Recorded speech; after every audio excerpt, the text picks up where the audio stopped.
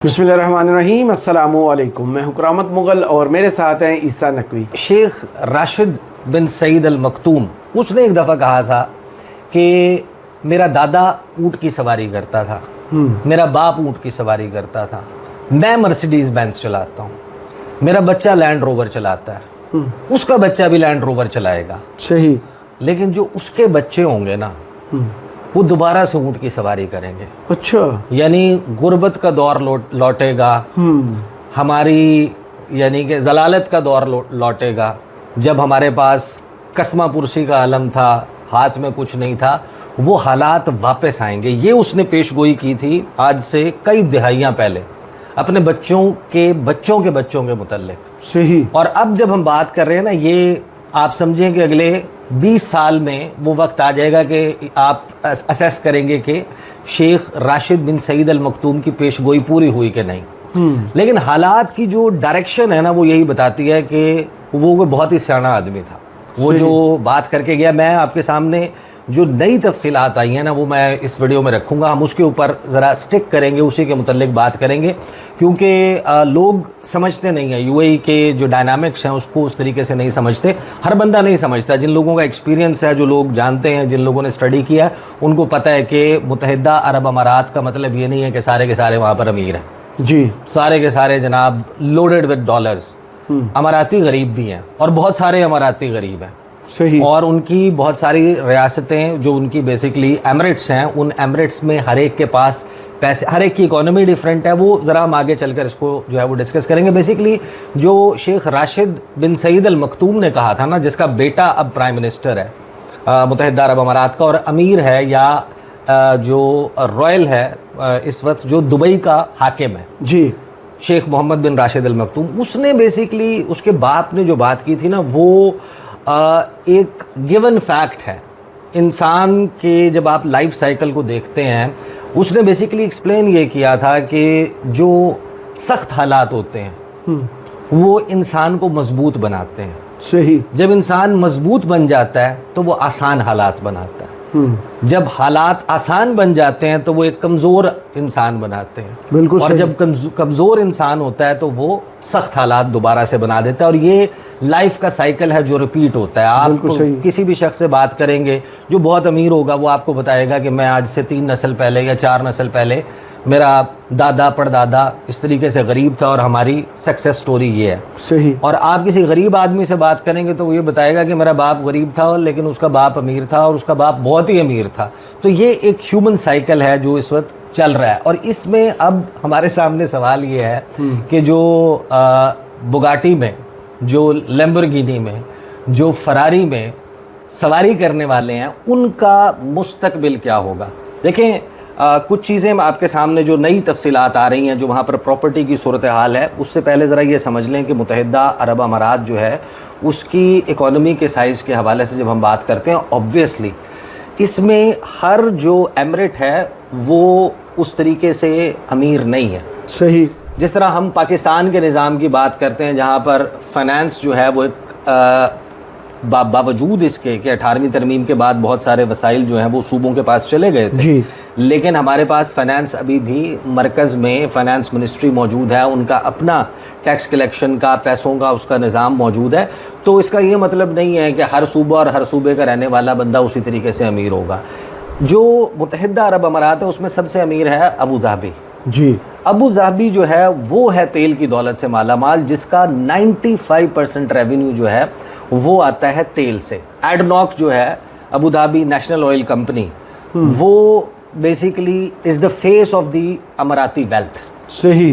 पैसा बेसिकली आ कहाँ से रहा है। राइट। 3 मिलियन बैरल हाइड्रोकार्बन्स जो हैं वो मार्केट में, इंटरनेशनल मार्केट में फेंकते हैं, पैसा उठाते हैं। जो दुबई है उसकी इकोनॉमी बिल्कुल मुख्तलिफ है। दुबई की इकोनॉमी में जो ऑयल का रेवेन्यू है वो 1% है। 1% है। दुबई के जो आपको बुलंदो बाला पुरशको इमारतें नज़र आती हैं, जो वहाँ पर आपको ताम झाम चमक दमक स्काई स्क्रैपर्स आपको नज़र आते हैं, जो दुबई की स्काई लाइन है वो देख के कोई भी बंदा इम्प्रेस हो जाता है। लेकिन आपको ये पता होना चाहिए कि जिस तरह उम्मुल कुवैन है, अजमान है, शारजा है, फुजेरा है, उसके बाद रासल खैमा है, ये 5 मज़ीद एमरेट्स हैं। इन सब की इकॉनमी मुख्तलिफ है। इनका एक पूल ज़रूर मौजूद है जो ओवरऑल यूएई के मामलात या गवर्नमेंट को चलाने के मामलात को देखता है, लेकिन अदरवाइज़ इनके यहाँ हर एमरेट जो है वो अपने अपने माली मामलात ख़ुद चलाती है, अपने अपने टैक्स कलेक्शन करना, अपनी पॉलिसी बनाना, और इसी को जोड़ के इन्होंने यूनाइटेड अरब एमरेट्स बनाया था, जिसमें तय ये हो गया था बनाते वक्त 1971-72 में कि अबू धाबी जो है वो क्योंकि सबसे अमीर सबसे बड़ी एमरेट है, तो सदर जो है वो उसका हुआ करेगा, प्राइम मिनिस्टर जो है वो दुबई जो सेकंड लार्जेस्ट है उसका हुआ करेगा। और एक पूरे दिहाइयों की एक्सरसाइज है, 50-55 साल की स्टोरी है, जिसमें दुबई ने बावजूद इसके कि वो तेल की दौलत से उस तरीके से माला माल नहीं था, उसने दुनिया के बड़े बड़े ममालिक को आउट कम्पीट किया है। और अभी हम जिस स्टोरी को लेकर चल रहे हैं ना, देखें ये मामूली चीज़ नहीं है। उनका इस वक्त वन ऑफ दी बिगेस्ट, अगर आप सॉवरेन वेल्थ फंड की बात करें ना, जो उनके एसेट्स हैं वर्ल्ड ओवर, वो 300 अरब डॉलर से ज़्यादा है। 300 अरब डॉलर ये उनके एसेट्स हैं। तो क्या शेख राशिद बिन सईद अल मखतूम की जो पेशगोई है वो 300 अरब डॉलर के, जब आप सॉवरेन वेल्थ फंड को देखते हैं तो क्या वो पूरी हो सकती है?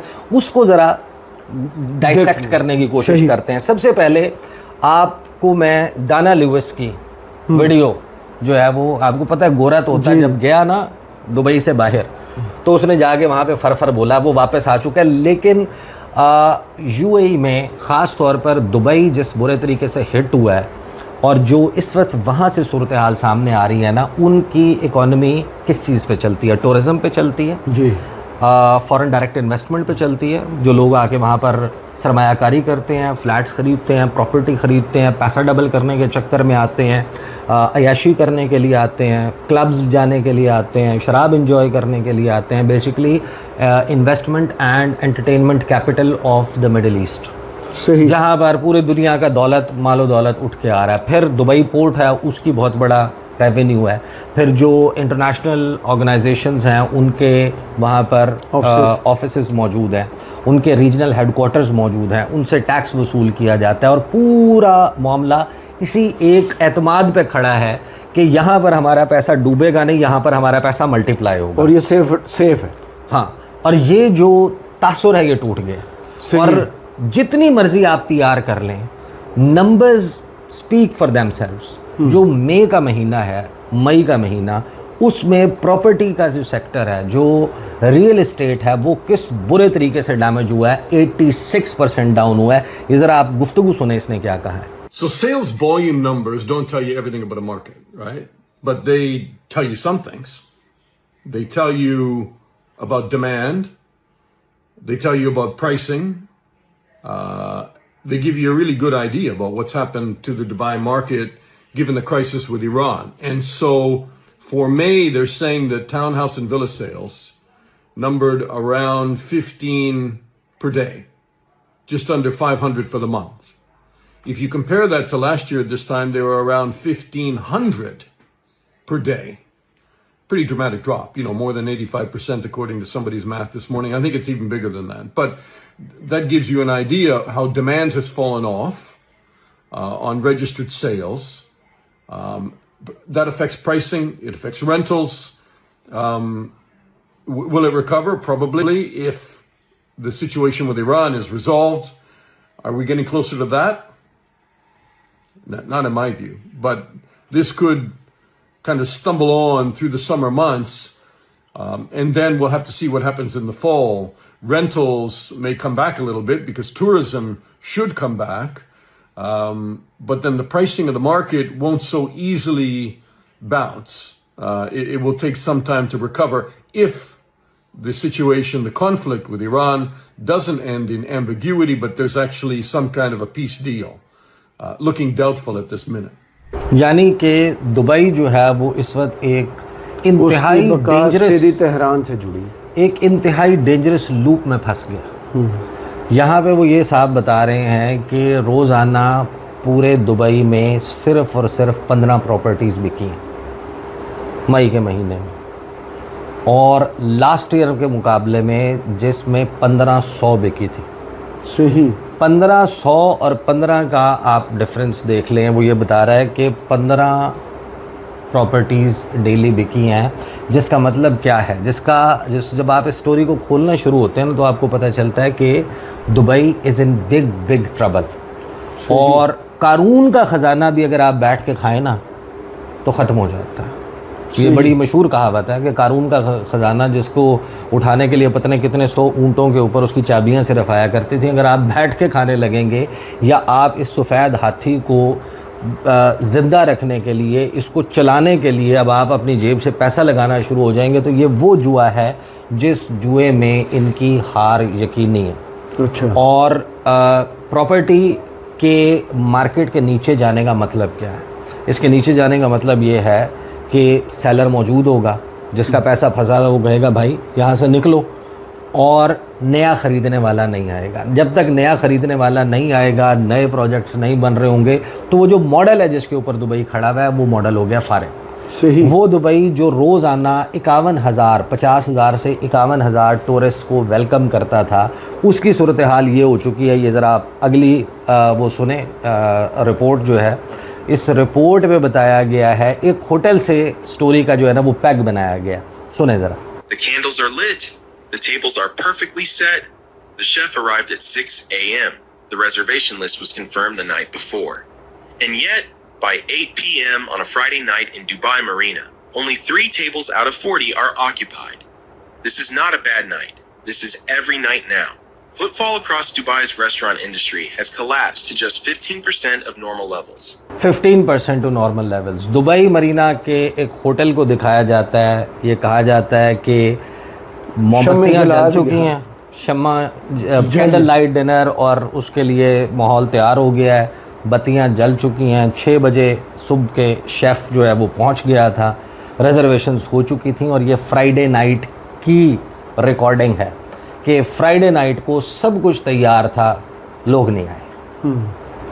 40 में से सिर्फ 3 टेबल्स के ऊपर आपको लोग बैठे हुए दिखते हैं खाना खाने के लिए। इसका मतलब यह है कि आपका टूरिस्ट का स्टैप, आप देखें ना, लग्जरी गाड़ियाँ पार्क हो गई हैं। एक मुल्क या एक शहर जो 51,000 टूरिस्ट जो है वो डेली वेलकम करता था, इसका मतलब क्या है? अगर वो 15% पे आ चुका है या 10% पे आ चुका है, 5,000 रह गए हैं टूरिस्ट, उन 45-46 हज़ार लोगों के लिए कम से कम आपको 12,500 लग्जरी गाड़ी चाहिए। सही। और लग्जरी गाड़ी की जब हम बात करते हैं वो 3-4 करोड़ की होती है।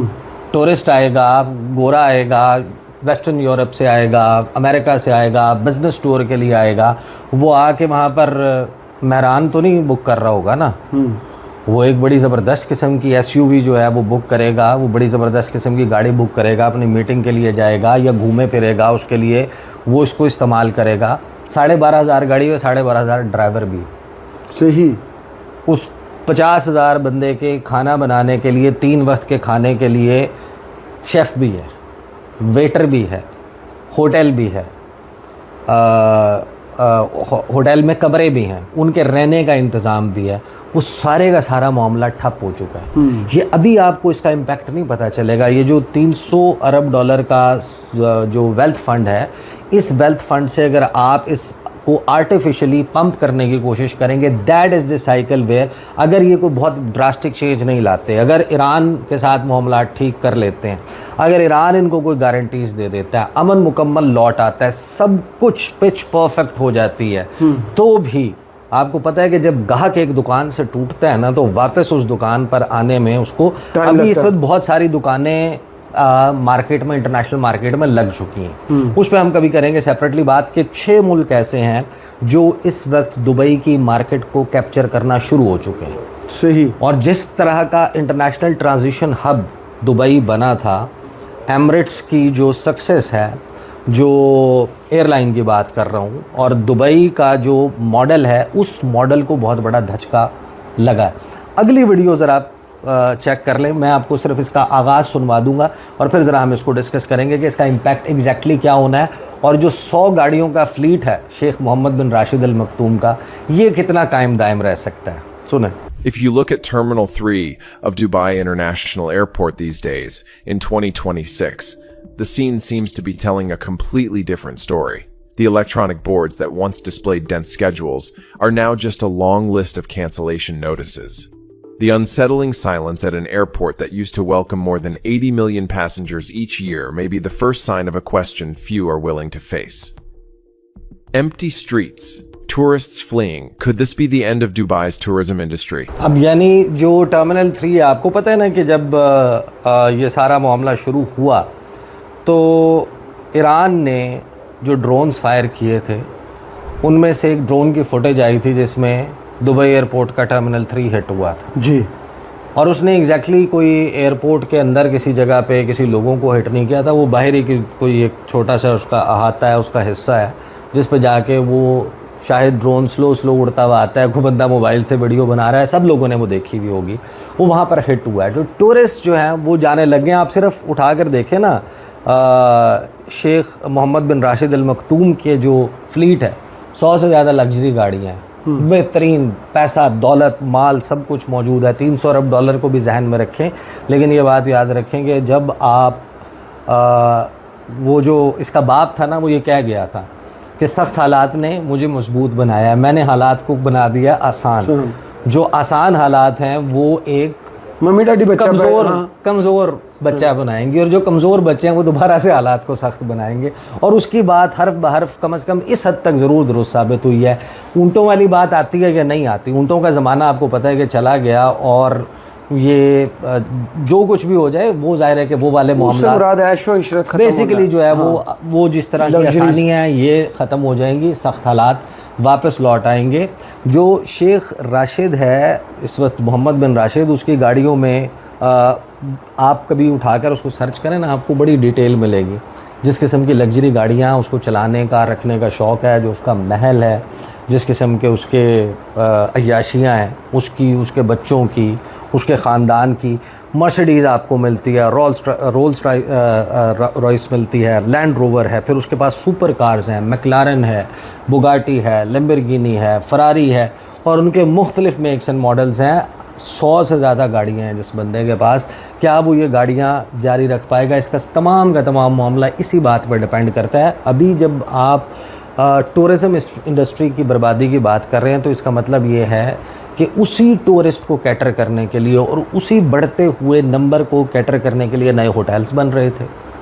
उन्हीं की रिहाइश गाहों के लिए वहाँ पर इन्वेस्टमेंट हो रही थी, रियल एस्टेट का बिज़नेस चल रहा था। तो अगर तो ये रियलाइजेशन हो जाती है, जो हम पहले स्टोरी डिस्कस कर चुके हैं कि अब इंटरनेशनली इस पे बहुत बात हो रही है कि एक रॉयल फैमिली का जहाज़ जो है वो उड़ के उसने तेहरान महराबाद इंटरनेशनल एयरपोर्ट पर लैंड किया, और वहाँ पर ईरानी हुकूमत के अहम और सीनियर अहदेदारों से को मुलाकात हुई है। एग्जैक्टली उसका क्या आउटकम निकलता है, ये सारे का सारा मामला उस पर डिपेंड करता है। अदरवाइज़ दुबई जो है वो फिल वक्त उजड़ गया, और उनका जो इकॉनमी है, अबू धाबी, जब हालात बेहतर हो जाते हैं, उनके पास तेल की तो मार्केट इंटरनेशनल मार्केट है ना, आपको सिर्फ़ और सिर्फ या तो फुजैरा की तरफ जो आपकी पाइपलाइन जा रही है, जो एडनॉक ने अब उसके ऊपर काम तेज़ शुरू कर दिया है और उसको एक्सपेडाइट किया जा रहा है। हालात नॉर्मल हो जाते हैं, आबना हरमुज़ का रास्ता अलहदा से मौजूद है। फुजैरा की तरफ से आप ओमान, जो गल्फ़ ऑफ ओमान है, वहाँ से आप डायरेक्ट जो है वो अरेबियन सी को, इंडियन ओशन को हिट कर जाएंगे, तो आप इंटरनेशनली अपना तेल बेच सकते हैं।